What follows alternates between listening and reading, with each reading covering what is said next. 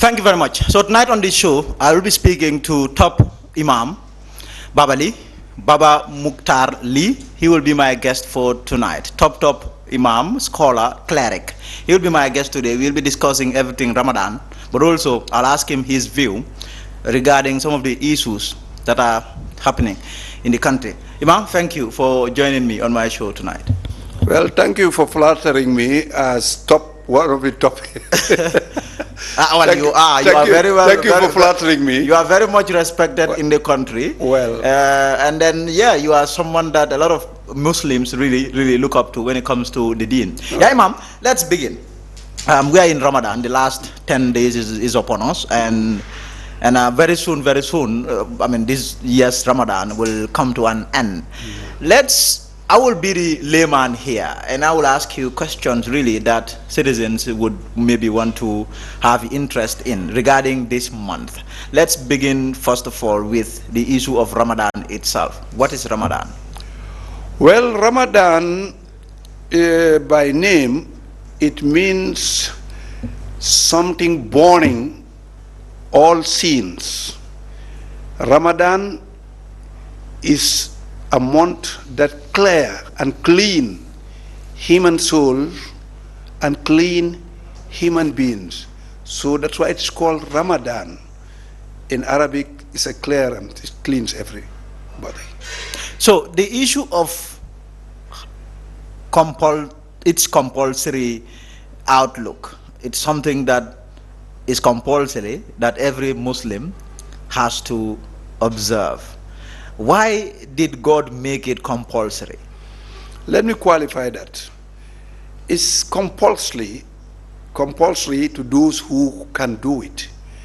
In Islam, it's only the faith and your 5 daily prayers are compulsory permanently. But even 5 daily prayers, there are certain circumstances you cannot perform them.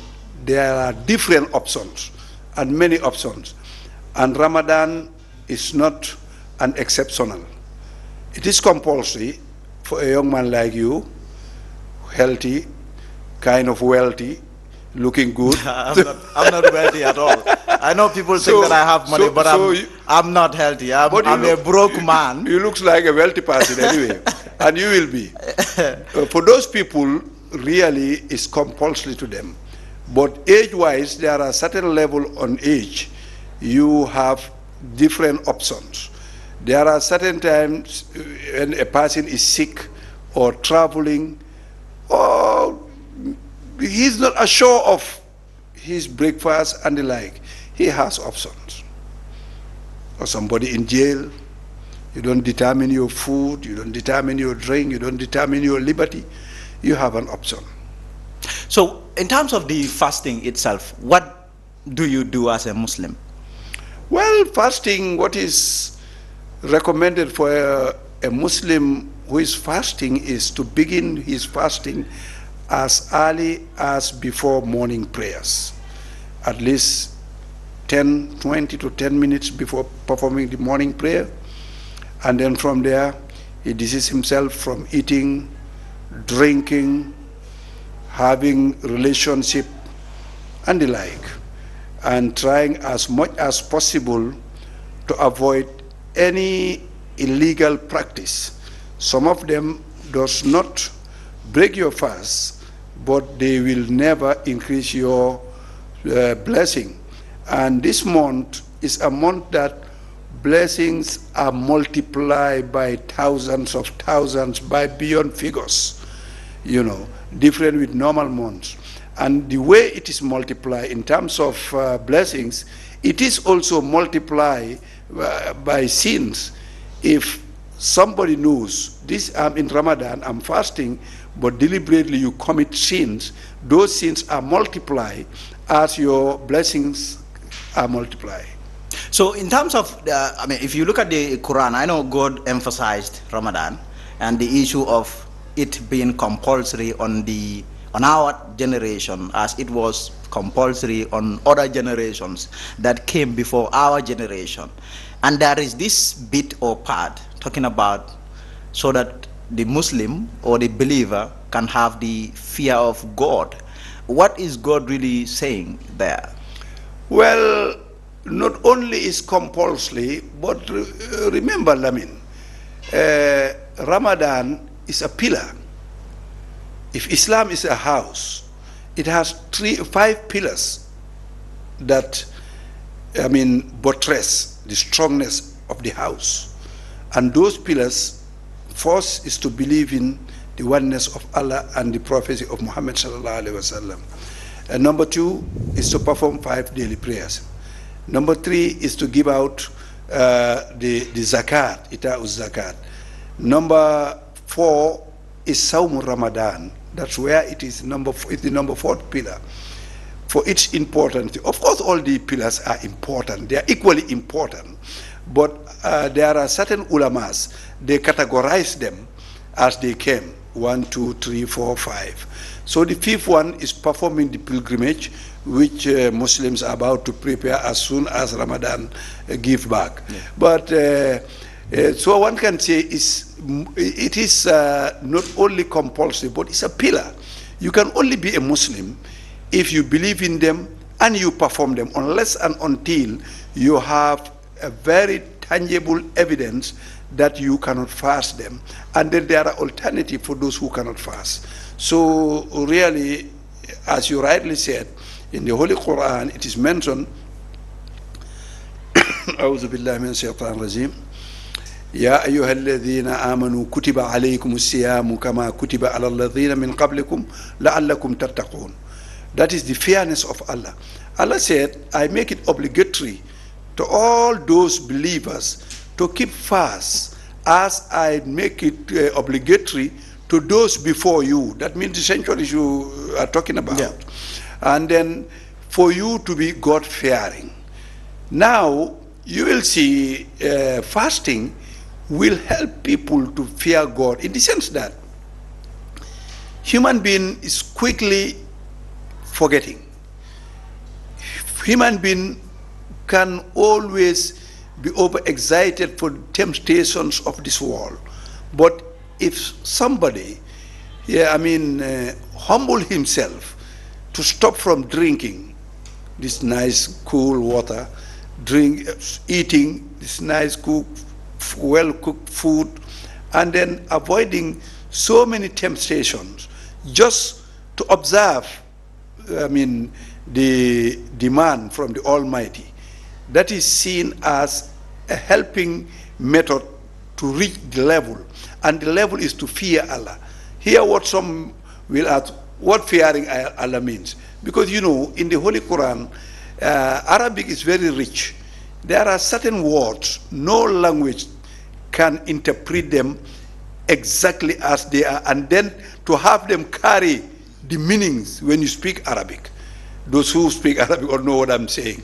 Because if you said, ittaqullah, fear the Almighty Allah. Some people say, something you fear, you run away from it, isn't it? Yeah.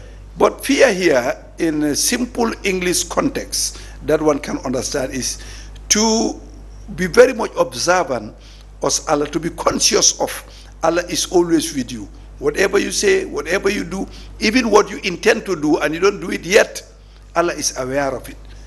If you reach to that level, knowing that Allah is always aware of things surrounding you and about you, then you will be conscious and you will try to have, Him be pleased with you.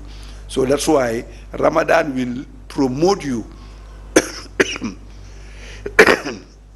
to that level. So really, Ramadan is a very important pillar in Islam, and it is a very much beneficiary for mankind. That's why all the prophets, starting from Adam up to Muhammad, they were all it was recommended for them to be fasting. So now let me ask you about the issue of the last 10 days. There is also somewhere in the Quran where God is talking about the issue of the Quran being sent down to the Prophet Muhammad alayhi salam in Ramadan. That it was in Ramadan that the Quran came down.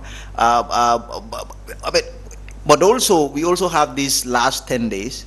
You have the Laylat, the night of power, the Laylatul Qadr. This is the day that, that scholars are also saying that the issue of the Prophet traveling to meet God. Can you talk to us about the revelation of the Quran in Ramadan, but also the night of power? To be more comprehensive, let's start it from the first 10 days. Yes, the first 10 days. Yes, the first 10 days, the Holy Prophet told us that it's 10 days of mercy, where Allah will look at us with mercy, Allah will sympathize with us, at times even He empathizes with us, more than sympathy for that matter. That's why if you look at Ramadan, when it is approaching, everybody is worried, everybody is fear, especially now how prices are rocketing, patients are running out of people, and then everything is seen to be very difficult. So when Ramadan approaching, everybody will be worried, especially those providers for their family. So they will always talk about, oh, this Ramadan will be very difficult. Bag of rice is this, bag of sugar is that. A jerry can of cooking oil is that. But you see, because of the sympathy and mercy of the Almighty, when Ramadan comes, especially with the Imams, we know how it works. Allah make it very simple. The prices remain expensive, but Allah inject His sympathy to the chest of those better off people. I cannot call the wealthy people, but better off people, to think about the poor people they live with. And you will see during the Ramadan, especially the first 10 days, every Gambian is ready to share with the little thing he have to his fellow Muslim, his fellow Gambian, his fellow human being for that matter. So it makes things very easy. If you come to our place, in our mosque in Kanifing or in Lamin or even in our residence, the kind of guests, visitors we have, you'll be surprised. We tolerate all of them. Before Maghrib, they all comes. And with the help and the sympathy and the mercy of the Almighty, each and everybody you are able to provide for them a cup of tea, 2, 3, 4 dates, and at times even you have something to give them when they are going. And you don't have this from anywhere but from good people. So that itself shows you how sympathetic the Almighty is in the first 10 days. And what those 10 days will lead you to. Those 10 days will lead you to have the forgiveness of the Almighty. Because when somebody sympathizes and empathizes with you and look at your conditions, all what He can do is to forgive you. So that's why the first 10 days are sympathy from the Almighty. The 10 middle days are forgiveness of the Almighty Allah subhanahu wa ta'ala.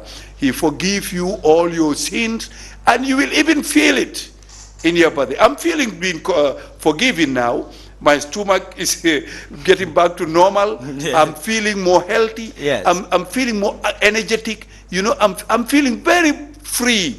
Because, you know, a lot of sins, you can even feel it in your body.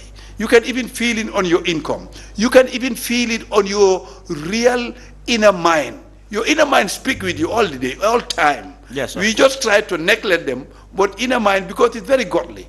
Your inner mind is one can say is representing God in you. Even if you intend to do something bad, your inner mind will tell, no, don't do it. This is bad. But Satan, evil will come and say, don't mind about it. Everybody's doing it. So why not for you? You understand? So your inner mind is telling you that you have been forgotten. You feel it. He who tests it knows it. Yeah. So here again, those forgiveness and those happiness and those feeling ease, feeling your body light. No doctor will tell you reduce your weight in the middle of those 10 days. Where it's going to lead you is to be protected, safe from all punishment. That is itqan min al-nar. Allah will Himself, He said He will guarantee, He swear in His name that He protect you. You will never, ever sent to hellfire. So you see, those are the 10 days, because now you have been sympathized, you have been looked at, and now you have been forgiven. What it leads you to is to be saved from hellfire. So really, Mr. Njie, the last 10 days has a lot of context and contents. That it has a lot of history. If you read the Holy Quran, as you said, the night of power, inna anzalnahu fi laylatul qadr, wa ma adraka Ma Laylatul Qadr. Allah is asking question that he will answer himself because nobody can answer him. Yeah. Wama adraka ma. He said, we reveal this holy book in the name of power. He asked again, Wama adraka ma. Hey, who taught you about Laylatul Qadr? Who let you know about Laylatul Qadr? He came back, he said, Laylatul Qadr. He repeated the night of power again. It is repeated in the Holy Quran because of its importance. He said, Laylatul Qadr, Tanazzalul Malaika. All angels, for that matter, will descend on earth. Wa ruhu fiha. That shows you the importance of Jibril and ruh within them. You see how important that is? For what? To bring the holy book to Lawhil Mahfuz, from Lawhil Mahfuz to the Prophet Muhammad sallallahu alaihi wasallam. So it is a blessed night, but not only the night, even the day is very much blessed. And now for human beings to make and maximize the benefit of that night. Exactly. Allah subhanahu wa ta'ala have made it unknown to Muslims. And the Holy Prophet indicate that if you are searching that night, search it within the last 10 days. The last 10 days. Which means from 20th, start searching it. Up to the 30th. So you'll be sure that you have it. Which means that's why many ulamas and the better of people like Mustafa Njie and others, they are very lucky, yes. privileged. You know, yes. I don't normally jealous people, but at times I feel being like them. Why? The 10 days, the last 10 days, they spend it in Mecca and Medina. Yes. The rich people, well, they go for the Umrah and then they will always be in Mecca. Where and one Medina. prayer equal to 2,000 up to 100,000 prayers. Where one unit of prayers equal to 1,000 to 10,000 to unlimited prayers. So those who have the privilege to be there, I don't jealous them. I'm happy that they have it, but I wish I'm also among them. That's all what it means. So in terms of the acts that the Muslims should perform or do in the last 10 days, I mean, is it about praying as much as possible? Is it about the fasting itself? What is exactly about when it comes to the night of power? Well, those who knows better, normally they confine themselves. And when they confine themselves in mosques or in their houses, or some people even go to their farms, confine themselves for the 10 days, only reciting the Holy Quran, doing zikr, that is memorizing the names of Allah subhanahu wa ta'ala, and trying to meditate the Almighty and His miracles, and trying to strengthen their faith to the Almighty. And at the same time, there are others are not well, maybe versed in it, or their jobs does not allow them to confine them for 10 days. They stay within the society, but performing as much as they can, and they try to increase their generosity, helping the poor, and then trying to do good better than ever for the last 10 days. All these good deeds are seen as ibadah. Islam has offered a lot of opportunities.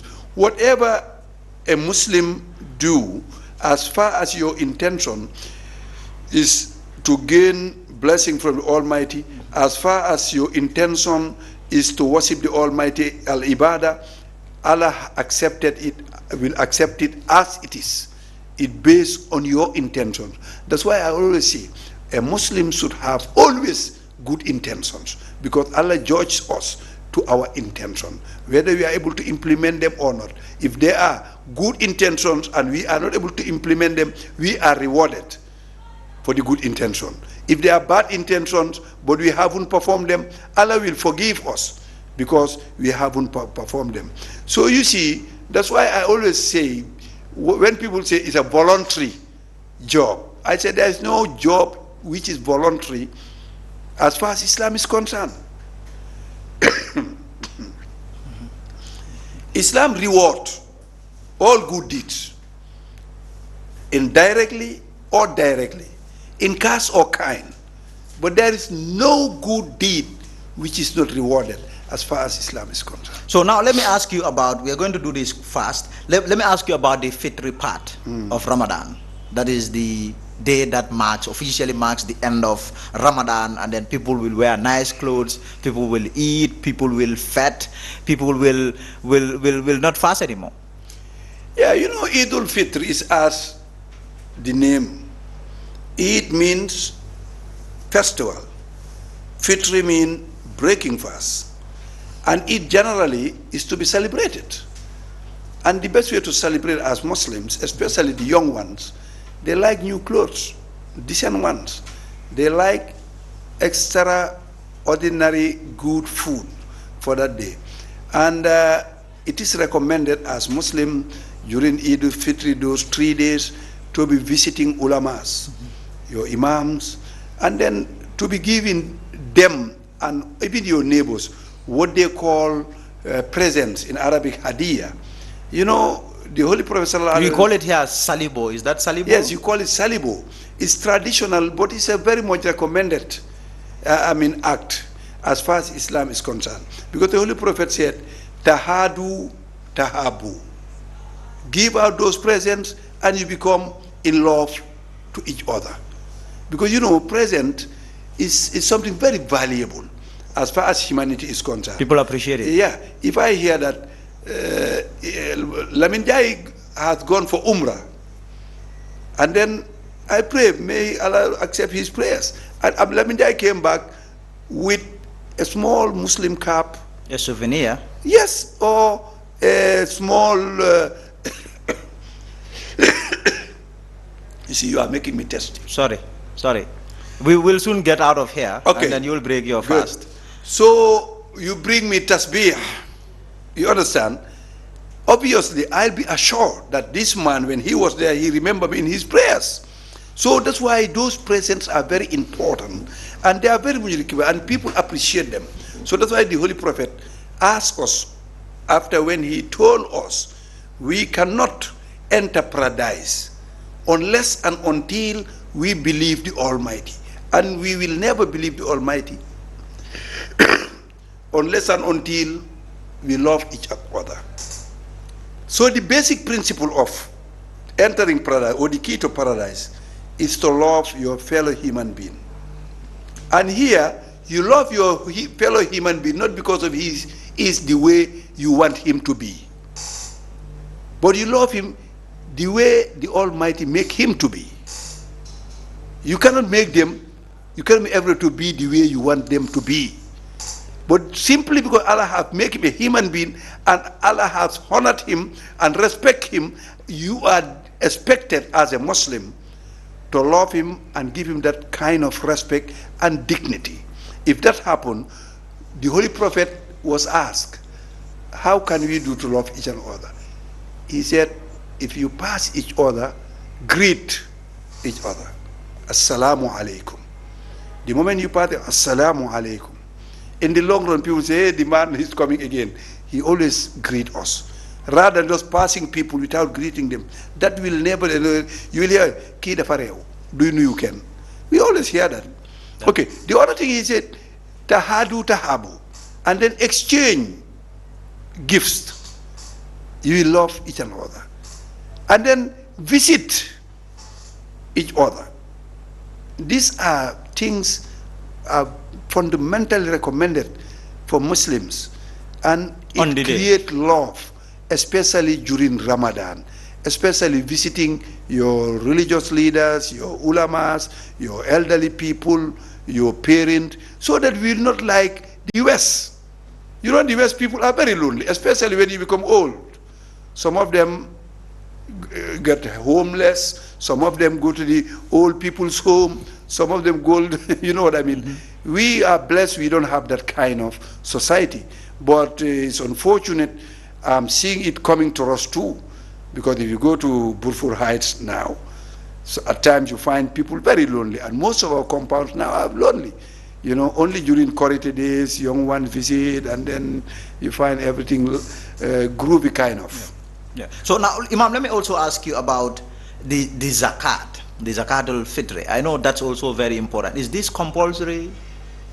Because here's the thing, there are almost every Muslim fast, and the issue of Zakat, some would say is compulsory. How about those that cannot afford it? Will their fast still be valid and accepted? Yeah, let's start saying the Zakat itself is the purifier of the good deeds that you have done during the Ramadan. You know, we keep fast, we are very careful, but nothing guarantee that we would commit any sin. We are human beings. We are liable to make mistakes at any time. That's why the Zakat came to purify what we have done, to purify our worship, to purify our zikr, to purify all our deeds during this Ramadan. That's why it is called Zakat. Zakat means purification. You understand? So now what is the importance of that Zakat? Is all of us cannot afford it, or we cannot afford the demand of the feast. Some, they don't have the money to provide for their families. That's why it is recommended immediately after your Laylatul Qadr performance, which is tomorrow, give it out as soon as possible, so that the one you give it to will make good use of it before the Eid itself. What I mean here is, some people give it as rice, which is recommended to the kind of food we are consuming. But as time goes on, ulamas has made a lot of research, they become agree, you can even give it out by cash, money. Of course, some scholars are against it because some scholars, you know, they are very much fundamental. But if you give me today a bag of rice for your Zakat al-Fitr, I may be going to sell it. I want to buy cooking oil, or I want to pay for my family's clothes during the feast. So really, some agreed with it, and I'm among those who agree, of course. And some say, no, you have to give out food like rice or other kind of beans that we consume. You see, but the benefit of it is to make the whole society happy and to stop the poor ones to go and ask for charity. Because during feast, people are expected to be happy and people are expected to be comfortable, not as it is happening in our mosque during the feast days. Everybody is asking for charity. Is, I mean, not recommended at all for that. So now let me ask you about this issue, very important issue. The issue of the moon has always been a subject of confusion, a subject of chaos in this country. You have this group of scholars who say, okay, I mean, if one country sees it in the world, say Saudi Arabia sees it, we go with them. You have those who say, no, that is not how it works. We have to see it ourselves to be able to break our fast or to even start Ramadan. They are all right. They both are right. They are both right. You know, it's not necessary for argument. You know, scholars, especially Islamic scholars, especially the new ones, they are looking for base. They are looking to be recognized. To make noise, I think they are proud of it. But the fact of the matter is... I am among them, so okay. You are saying that we are trying to looking for base, yes. How, yeah, Imam? That is, if you condemn those who hear that somewhere the moon is sighted there, you condemn him, then you are condemning the Holy Quran. Because the Holy Quran said, وَمَنْ سَهِدَ مِنْكُمُ الشَّهْرَ فَلْيَصُمْ. If any one of you witness or sight the moon, he said that he was, the Quran is starting to a ummah, the ummah as ummah al-Islamiyah. As ummah al-Islamiyah, as the nation of Islam. From Pakistan to India, to everywhere. But if you come down to the fuqaha, they realize that the geographical distance matters. At times one can sight the moon from a country and the other one cannot sight the moon there. So he said, those who haven't seen it, let them complete the 30 days of the month. Where is the debate should come from? Nowhere. And you must understand, we are living a very advanced world today. Before, I can fully remember, look, I'm not young as you people may think. I'm getting old now. I can remember there was a time my father used to send to Abu Bakr Bey, the father of the late Imam of Sukuta. Yes. And Abu Bakr Bey used to send to Gunjur for them whether they have seen the moon. At times they don't have response till the following day. At times Imam Lamin will send somebody to Serekunda that the moon have been sighted in Guinea Conakry. There was no communication for that matter. But today, my brother, everybody can sight it anywhere you want in the world. With this advanced technology, the advanced media. You understand what I mean? So who do you think should give up? The Imams who are saying, no, we are not going with Saudi Arabia, or the Imams that are saying that we should go with any country in the world that sees the moon? You see, all Imams knows my standpoint personally. Personally. Me, I have been following information that I'm hearing when I was not even an Imam. When my father was the Imam of Serekunda, my father used to tell me, Baba, you are breaking your fast. I said, yes. He used to call me, I'll tell you, Leti. That's the way he used to tell me. Yes.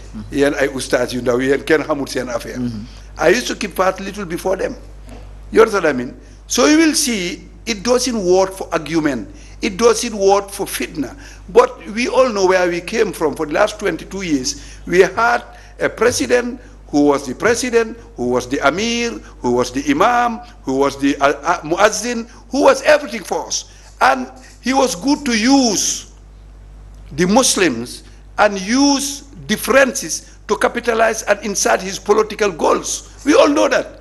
He's the one who maximized this difference. And unfortunately, for many of my colleagues, accept to be driven by that political environment, which should not happen. We are all Muslim. Be a member of Supreme Islamic Council. Be a member of Raudatul Majalis. Whatever you may be, you are a Muslim.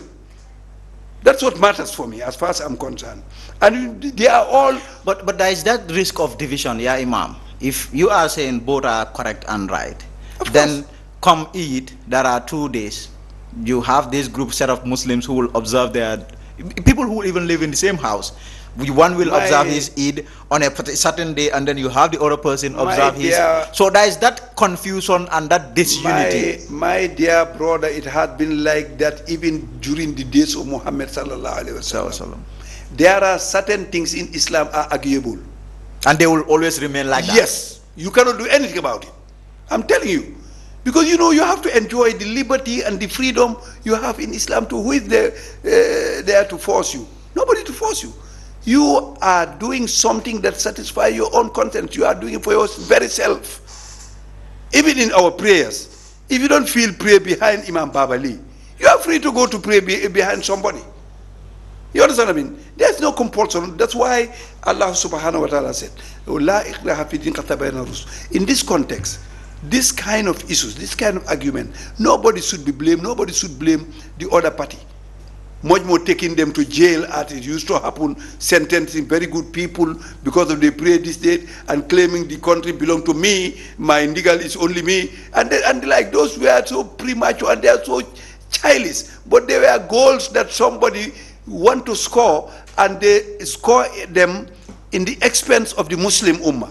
I feel now we should just see it as it is. This year, Qadi Umar Seka, the senior Qadi for the in the country, have sighted the moon by his own eye from Nema Kunku here. Nema, yes. Here. And some have sighted the moon in Kanifing South, near my Kanifing estate. And the news have spread, but still there are people who refuse to surpass. So it is okay for them to refuse? Well, it is not okay, but what can you do about it? Is it worthy for problem or crime? No, it is not. Away from that, I want us to discuss a couple of things. Imam, is it okay or is it right for Imams to put their mouth in politics, to discuss issues that are political? You have people who say Imams should just focus on the deen. They have no right to speak on political issues. Well, it depends on the definition you give politics. But human being is covered with politics for all his life. Including Imams? In human beings. Imams are human beings. And you know, they are just fooling them. Politicians are fooling the Imams. They only tell you you should not involve in politics when you are against them. But when you support their party and you are with them, they say, oh yes, Imam, you are very knowledgeable. Imam, you are very right. So Imams are citizens like you. Imams should be concerned what is coming in and out this country. Imams should be concerned the welfare of his nation. And now you are telling me that I should not put my influence to whom I'm going to send to the parliament to represent me. My welfare of my kids. You are telling, no, you should not. Who tells you that? Even Islam has its own politics. What Imam is not expected to do is kind of party politics, insulting each other. Imams are not expected to do that. Because Imams in their mosque, all parties pray behind them. And it is an obligatory to those who pray behind their Imams to love them and trust them. And unfortunately, because of evil thinking and evil manifestation in our politics, when you realize that your Imam is UDP, you are not ready to deal with him anymore. When you realize your Imam is NPP, if you are not in favor of NPP, you are not ready to listen to him. All those things are immature democracy and immature understanding of politics. And now let us look at the name of politics in Islamic point of view. They call it what? Husnu Tadbir. Husnu Tadbir. Beauty of achievement. Because before politics, before this kind of politics, party comes, if you want to lead a nation, you have to use the sword and the gun to become the president or the leader. That's the way UK did. That's why it is called United Kingdom. Because there was a lot of kingdoms, and they have to kill each other, butcher each other, till the most powerful one dominate all of them and bring them together, and they call it United Kingdom. Of course they are united, but they are forced to be united. Yes. And that scenario has changed. Now you have to convince people by your ideology, your agenda, your program of development for them to vote for you. So there is no more need for you to use guns, swords and the like to dominate people to lead them. And if anybody reach to power through domination of people, your days are numbered. Because you cannot continue dominating people all the time. Look at what is happening surrounding us. Look at Guinea-Conakry. Look at Mali. Look at Chad. Look at Gambia before. It cannot. It can never happen. But in terms of Imams, because I have seen Imams come under fire for saying one thing. I mean, you have a lot of Imams who think that is how citizens should behave. The issue of, supporting the powers that be or the president that we have. I have seen some Imams getting insulted for simply saying or bringing in this hadith that says watiullah watiul rasuli wa ulil amrin minkum, and that has caused a lot of problems. You have Imams who will advocate for citizens to stop this issue of attacking or disagreeing with the president, but to support the president that you have. Is that the way and manner in which they are going about interpreting that? Is it correct at all? Actually, that is not a hadith. It's a verse of the Holy Quran, which means if you don't believe it, you are a denial of Islam. You are a kafir for that matter. Because the Holy Quran, you have to believe all of it. And ati'ullah wa ati'ur rasul wa ulul amri minkum is unfortunately at times is wrongly interpreted. By the Imams? No, I'm not saying by the Imams, by scholars. Because ati'ullah wa rasul wa ulul amri minkum means follow the Almighty and His Prophet and those in authority. But follow here is only when they are right. Not when they are wrong. No, when they are wrong, nobody should be followed when he's wrong. The book one of the Islamic jurisprudence called Lakhdariyu is clearly stated there. La ta'ata li makhluqin bi sukhtil khaliq. He said there is no follow for a servant when his deeds are not appreciated, they are not in line with the demand of the Almighty. Meaning, if your president is doing something wrong, you should not follow him. In fact, as an imam, you are the first person who should talk to him, who should try to highlight his mistakes. But how are you going to highlight his mistakes? You know, Islam doesn't recommend leaders to be publicly reduced in our sermons, in our media, social media, and like, no. Leaders have special position in Islamic point of view in our society. You understand? So naming a president and reducing him in your khutbah or in your, is a crime.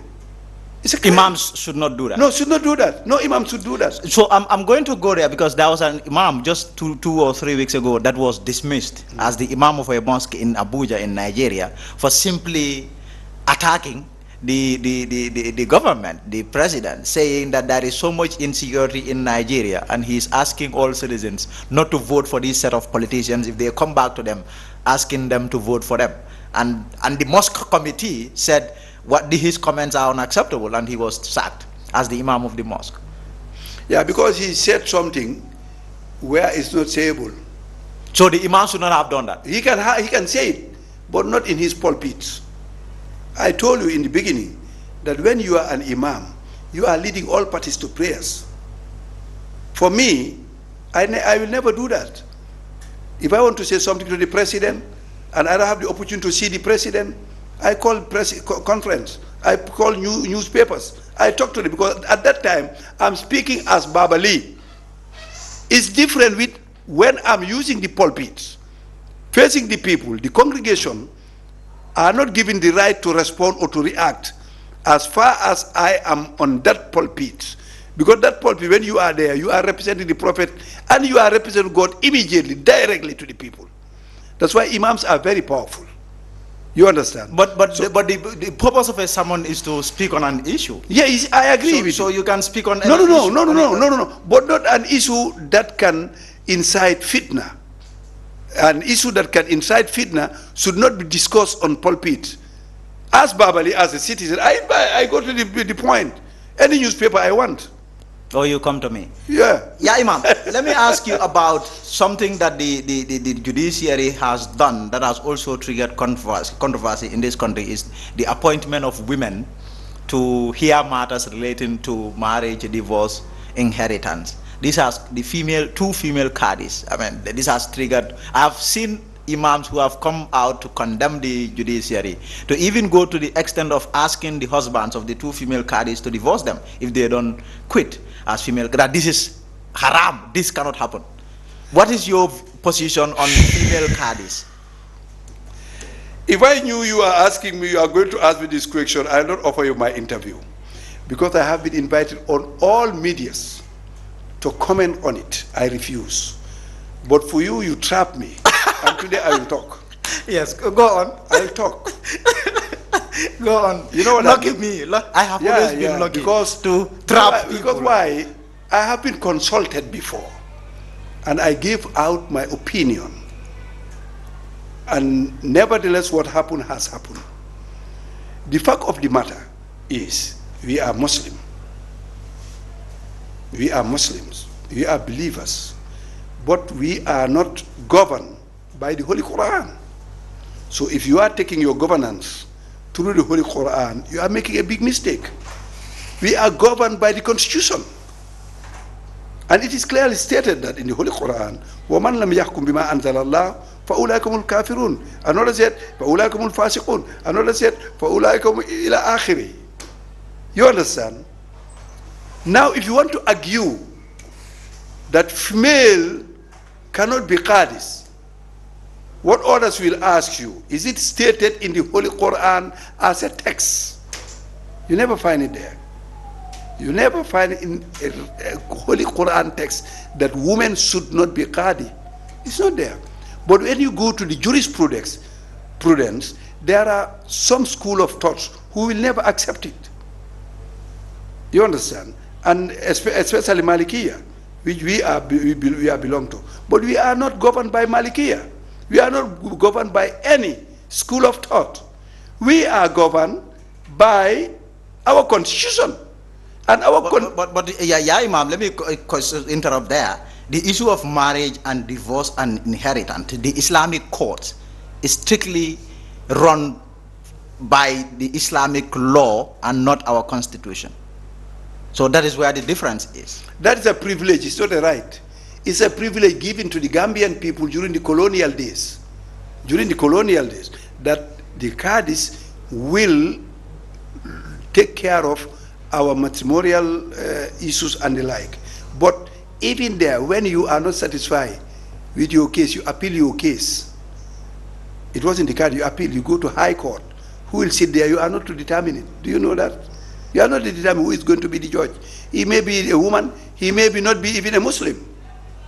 Because your constitution allowed that to happen. Your constitution refused discrimination based on gender, color, religion. So what I'm saying here, if we are governed by the constitution as Muslims, especially those who are strictly,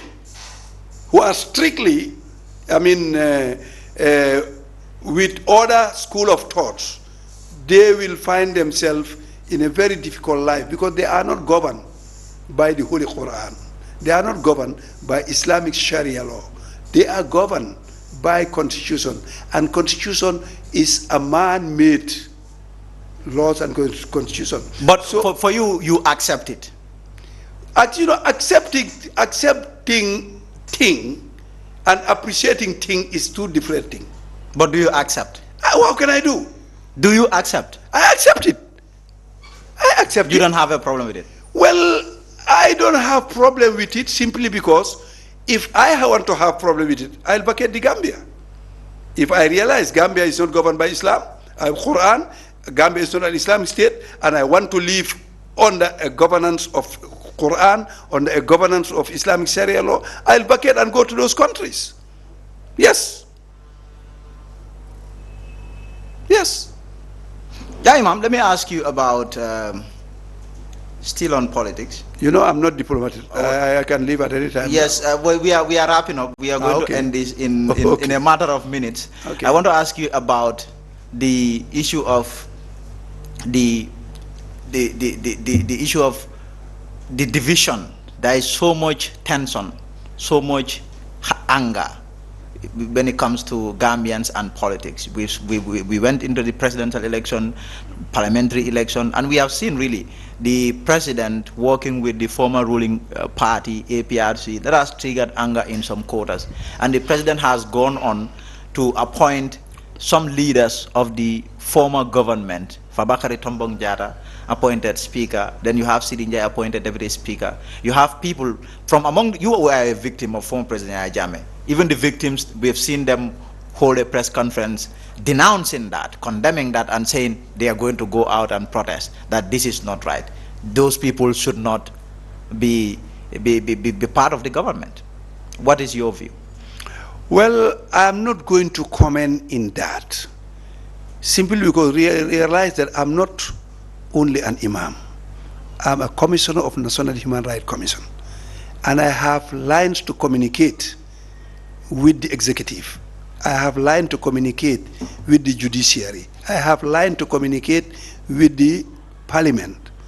So really, using that cap at the moment, I don't want to comment on that. I wanted you to use your victim card. No, my victim card. You were a victim. My victim card, if I am to use it, I will use it to unify Gambia. I will use it to preach peace, forgiveness, and get back Gambia to order. If I'm to use my victim card, I will ask people to be forgiven. Because you see, anger is a heavy load. Nobody can carry it so long. But if you forgive, you cannot forget, but you can forgive. And people like the Speaker of the House of Parliament, I had never seen him call to the TRRC. So maybe he has his own political view, that is his own right. And the president has the right and the prerogative to choose whom he wants, according to the Constitution. So those issues, I will leave them with my politician to fight it or to support it. But when it comes to me to use my victim card. You have seen I have demonstrated it. He who confessed that he was among those who tortured me. And I think I was the most tortured victim during Jammeh's time. Because not only beating, not only shocking me with electricity, I was buried for 2 hours. To your neck? Yes, to my neck. So nobody was tortured like that. If I demonstrated forgiving those people who performed those, violations on me, I have demonstrated my position. What I am urging the government is to try quickly and get compensation and compensate the victims, and at least try to talk to them, try to calm down the tension, because the tension need to be calmed down. And Gambians, being a victim or non-victims, generally we are all victims directly or indirectly, because there is no family here in the Gambia who is not affected, never during the time of these 22 years. So what we need today is to come back to our senses and to see each other as Gambians, to see each other as religious people, and try to calm down. And only the government is the institution that can help and fast track that process. I'm telling you, if victims have been compensated accordingly, the tension will reduce. It will come down. Of Do course. you still hold on to your view that former President Yahya Jammeh should be prosecuted? Well, I have no hesitation on that. I see no reason why he should not be prosecuted, simply because it should be a lesson to others. Imam, we have run out of time. Thank you very much. Thank you so very much. Thank you for coming on the show. I Alhamdulillah. appreciate it. Thank you. Thank you, Imam, for coming. I can assure you this has been the longest interview that I had since I started this show, but it is worth it. Thank you very much, Imam, for coming. Thank you. So Imam Babali was my guest for tonight. Thank you for being there.